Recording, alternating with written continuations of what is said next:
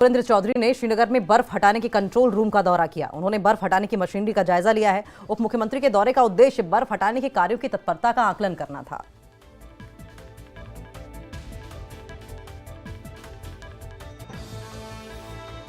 देखिए, ये सिर्फ क्योंकि आप समझ सकते हैं कि ऑनरेबल चीफ मिनिस्टर साहब उमर अब्दुल्ला साहब ने इस स्नो क्लियरेंस के ऊपर कितनी मीटिंगें हो चुकी हैं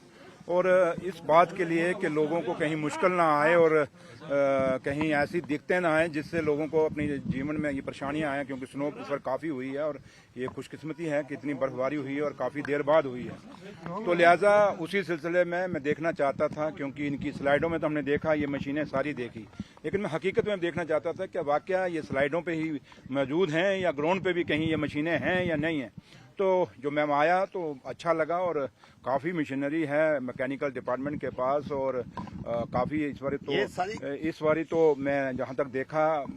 कल, क्योंकि हम पहलगाम भी गए थे और रास्ते काफ़ी साफ़ हैं, जैसे पहले दिक्कतें आती थी इस बारी नहीं आई। क्योंकि इसमें सबसे बड़ी बात है, अगर आज ये लोगों को दिक्कतें नहीं आई, अगर